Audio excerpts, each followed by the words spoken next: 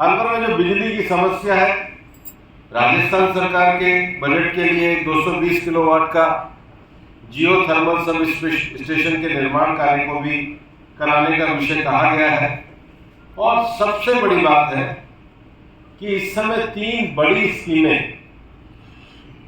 जो केंद्रीय बजट में आई हैं, लार्ज स्केल मैन्युफैक्चरिंग के लिए PLI स्कीम, दूसरा जो विषय आया है प्रमोशन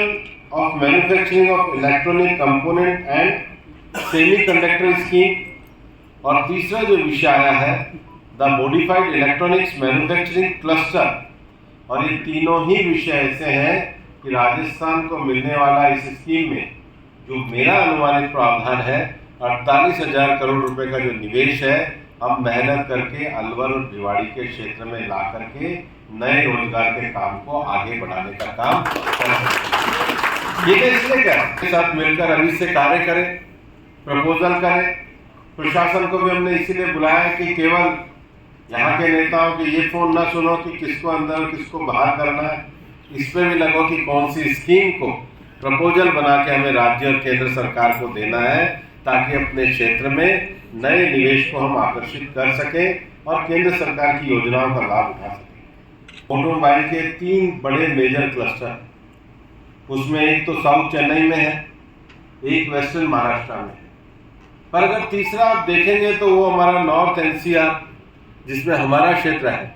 वो एक मेजर क्लस्टर है। इस क्षेत्र में जो इंडस्ट्री के बढ़ने के साथ जो सबसे बड़ा विषय है वो केंद्र सरकार से ESIC का विषय रहता है, क्योंकि जब बड़ी संख्या में वर्कर आते हैं तो उनके लिए अस्पताल की जरूरत है। कुशखेड़ा इंडस्ट्री में तो ESIC की एक डिस्पेंसरी को और मंजूर किया ही गया है। हम तुरंत ही जमीन पे बातचीत चल रही है, नीमराणा में भी, इस क्षेत्र में भी एक 150 बेड का हॉस्टल हम इसी सत्र में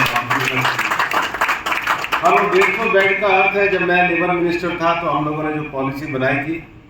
कि 150 का फाउंडेशन रहेगा, लेकिन फ्यूचर में अगर उसका एक्सटेंशन 500 भी करना होगा तो उसी हिसाब से उसकी फाउंडेशन बनाने का निर्माण किया जाएगा। ये बात मैं आपको इसलिए कह रहा हूँ कि किसी भी इंडस्ट्रियल क्षेत्र का जो विकास है उसको बढ़ाने के लिए वहाँ की जो ITI है, जब मैं स्किल गैप की बात करता हूँ तो ITI की कैपेबिलिटी बढ़ाने की बात, सक्षम ह्यूमन रिसोर्स आपको यहाँ डेवलप हो सकता है और इलाके की पीस के लिए भी काम हो सकता है। और इस बजट में जो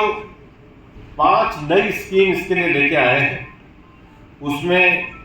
लगभग 4 करोड़ लोगों को रोजगार मिल सकता है और पहली बार रोजगार पाने वाले और स्वदेशी उत्पादन के लिए PM एम्प्लॉयमेंट लिंक्ड इंसेंटिव को एक स्कीम के अंतर्गत लाने का काम किया है। जो उद्यम पोर्टल बनाया है उससे भी आप लोग जुड़ सकते हैं। और सबसे बड़ी बात जो है, जो मैन पावर हमारे को इस क्षेत्र में और देश में ऐसा विकसित करना होगा जो ग्लोबली कॉम्पिटिटिव हो, भारत का प्रोडक्ट भी ऐसा बने जो ग्लोबली कॉम्पिटिटिव हो और क्वालिटी नहीं वैल्यू की दृष्टि से भी उसमें प्रतियोगात्मक हो।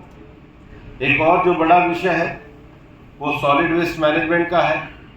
आज जो आप इस क्षेत्र को देख रहे हो, इस क्षेत्र में जिस प्रकार से